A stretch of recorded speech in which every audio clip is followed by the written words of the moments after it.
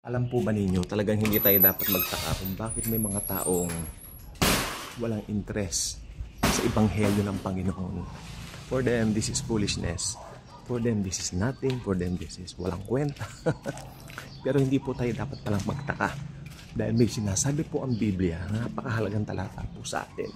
Kung paano natin sila pakikitunguhan at higit sa lahat, kung paano natin titignan yung sinasabi ng Bible tungkol po dito. Okay? So, ang Bible po talagang very specific sa lahat ng bagay. Okay? So, alam po ba ninyo, ang kapangyarihan ng Diyos ay naka-base sa krus ni Kristo. Sa krus ng Panginoon. Okay? Ito po ay nakabase doon at ito po ay hindi alam ng hindi mananampalataya. So, medyo na-review ako rito kasi minsan naaasar tayo kapag when we share tapos parang tayo ay parang we are being, parang feeling natin we're being ignored, di ba? Parang dead ma sila sa atin, mga ganyan. Pero ang totoo po pala, may talata po sa Bible yan. Pero sometimes nakakalimutan po natin itong mga talatang ito. Dahil sometimes, or so, let's say, mostly, we are so subjective sa kung ano yung pinapakita sa atin ng tao. Ganyan po tayo. Huwag na tayong ipokrito. Madali tayong magalit, madali tayong maasar. Ngayon, kung medyo mataas ang pagiging cool, pigain mo yan ang pigain, lalabas din, mapipikon din yan. Diba? Ganyan po talaga tayo eh.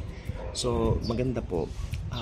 Alam niyo po ba, pag nakita niyo itong talatang ito, nabubuksan natin ngayon, mga Bible niyo, meron ba kayong mga Bibles? Please, turn with me sa, alam po ninyo to, 1 Corinthians, sa 1 Corinthians chapter 1, verse 18. Okay? 1 Corinthians, ito po, chapter 1, verse 18. So, pag alam niyo po itong talatang ito, yan po siya. Ayun. Itutuloy ko hanggang 19 kasi meron siyang binigay dito na may ibinigay po rito ang Apostol Pablo na quoted sa Old Testament. 1 Corinthians chapter 1 verse 18. Basahin natin siya sa salin ng NKJV. Ang NKJV po kasi mas paano ko ba sasabihin to? Mas pinagaan kumpara doon sa original KJV. Pero tandaan po ninyo, ang pinakamalapit po talaga sa wikang Greek ay KJV. Kaya maganda kung may KJV tayo. Pero syempre, sa panahon natin ngayon, mas maganda yung mababaw ng konti yung mga salin para hindi po tayo masyadong malito at malaliman ng gusto.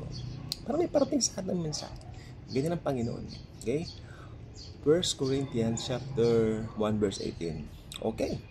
For the message of the cross is foolishness to those who are perishing. Pansinin niyo yung salita ng Bible, perishing. To those who are perishing. Ibig sabihin, bago pa sila makapakinig, perishing na pala sila. Hindi sila yung dahil ni-reject nila yung gospel, doon pang sila mapeperish. Hindi po. Ibig sabihin, perishing na sila. Ibig sabihin, lahat ng tao pinanganak sa kasalanan, including me, including you. Masi Kristyano ka na ngayon. Pinanganak ka sa kasalanan, pero sa kagandahan loob ng Diyos, nakilala mo ang kanyang anak. Kaya ngayon, naligtas tayo. Then, nakilala natin si Jesus, naligtas tayo. Ulitin ko po from the top. For the message of the cross is foolishness to those who are perishing. Ito na po. Nung na-born again tayo, ito na. But to us, sa ating mga born-again believers who are being saved, it is the power of God. Sa ibang salin, it is the power of God to salvation. Okay? For it is written, ito yung quoted niya. Ito yung kinote ni Pablo. For it is written, I will destroy the wisdom of the wise and bring to nothing the understanding of the prudent. Meron pong talino ang tao sa mundo. Meron po silang sariling wisdom dito. Pero tandaan po ninyo, kung ikukumpara mo ito sa kapangyarihan ng gospel, ito po ay walang kwenta. Yung talino ng tao, yung abilidad ng tao, kung ikukumpara mo sa gospel, wala yang kakwenta-kwenta. Okay? Hindi po masama ang mga yan. Maganda po. Kasi may mga gift po tayo. Pero tandaan niyo yung sinasabi sa Santiago 1:17. Lahat ng gifts galing sa Panginoon. Okay? Ngayon, yung mga hindi mananampalataya, meron din po silang mga gifts. Abay, marami po. Marami pong magaling magsalita, Pero makikita mo may halong panlilin lang.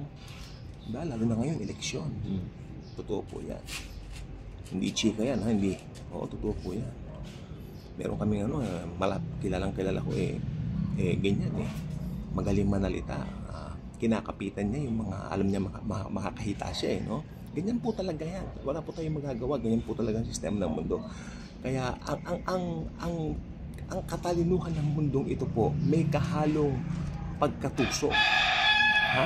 Kaya nga, kailangan natin ng wisdom na galing kay Jesucristo. At ito po ay makakamtan mo lamang kung maniniwala ka na siya lang ang tagapagligtas, na sapat na yung ginawa niya sa krus para ikaw ay magkaroon ng buhay na walang hanggan. Okay? At yun, alam mo, naiintindihan mo ang power of the cross. Pag sinabi mo, what is the power of the cross? That's the power of the finished work of Jesus sa cross. Amen? Kaya tingnan niyo yung mga hindi mananampalataya, wala silang interest dahil hindi pa nabubuksan ang kanilang spirit. Wala pa silang spirit. May spirit sila pero patay. Patay. Ha? Kaya sabi ko, tayo mga mananampalataya, when we share the good news, unawain natin yung mga taong bakit gano'n ang asal? Bakit gano'n ang ugali? Well, they don't know Jesus. Like us, na alam natin, kilala natin si Jesus Christ. Amen? Kaya kung meron tayong dapat ipagpasalamat sa mga buhay natin, yan ay kilala natin ang Panginoong Jesucristo. Tayo po ay mga pinili. Tandaan nyo, pinili na po tayo bago palikhain ang sanlibutan. Again, ulitin ko, for the message of the cross is foolishness to those who are perishing. Kaya maski magngangawa ka sakali dyan sa Quiapo, sa Avenida, dyan sa Raon, magngangawa ka dyan ng sinisigaw-sigaw ka tungkol sa Bible. Kung ang sinisigaw-sigawan mo ay talagang wala pang binagong puso, they don't know this. Kailangan mong i-share si Jesus. Kailangan mong i-share ang gospel. Hindi mo kailangan i-share ang relihiyon. Hindi mo kailangan i-share yung pamamaraan mo kung paano. I-share mo lang si Jesus, yung ginawa niya sa cross. Doon mabubuksan ang puso ng tao. Hindi yung kung ano nung pinagsasasabi. Minsan may narinig ako dito sa may Avenida. Dumaan kami dyan minsan. Grabe yung nangangaral pero condemnation yung dala Tinatakot niya yung mga tao. Nakasakay kami sa jeep noon Sabi ko, paano naman maniniwala yung mga tao dyan? Kinukondemn niya yung mga tao, tinatakot niya. Lalong walang makikinig dyan. Tawa ko ng tawa. Yung nakakalungkot. Diba? Tapos may sobre silang ibibigay later. Ano yun? Para saan ba yung sobrang ito? Ako, papatay doon ng kapilya. Ay? Sabi ko, ganyan din yung sa bus. Diba? Marami nagrereklamo sa ganyan. Pero binibigyan na nila para tumahimik. Pero alam nyo, pakinggan nyo, hindi gospel ang dala nila. Kasi ang totoong gospel, yan ay may kapangyarihan na baguhin yung makikinig.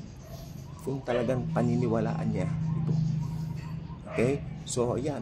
Kaya, yung mga tao, ulitin ko po, balik po tayo sa kanina, yung mga taong hindi nakakakilala sa Panginoon, wag po nating huhusgahan. Dahil totoo, hindi po nila kilala ang Diyos. Hindi nila kilala si Jesus. Sila po ay patay in spirit. Although, ulitin ko nga po yung sinabi ko, nakakapikon po talaga. Sometimes may mga instances na nakakapikon po talaga sila. Minsan parang feeling mo, yung effort mo and all that. Well, ipagpalagay mo na lang na gano'n. Pero isipin mo, yung effort mo, yung lakas mo, galing pa rin sa Diyos. Kaya binibigyan ito, binibigyan din niya tayo ng tiyaga. Yun ang hilingin natin, bigyan tayo ng tiyaga at unawa. Kung nag-share tayo at again, ibahagi mo yung gospel. Huwag kang magbahagi ng kung ano-ano. Ibahagi mo yung ginawa ni Kristo sa cross na matay siya para bayaran ng kasalanan mo. That's good news. That's the gospel of Jesus Christ. The good news. Hindi yung tatakutin mo ng impyerno, tatakutin mo ng kung ano-ano. That's not good news. That's bad news. Diba? Pero kung alam mo na, kahit gano'n ka kasama, may namatay para sa'yo, para bayaran ng kasalanan mo, makapunta ka ng langit. And that's good news indeed. The gospel means good news. Maski basahin mo sa sa encyclopedia. So pag good news, dapat good news ang iparating natin sa mga tao. Huwag natin silang takutin, ibahagi natin ang pag-ibig ni Jesus. God bless.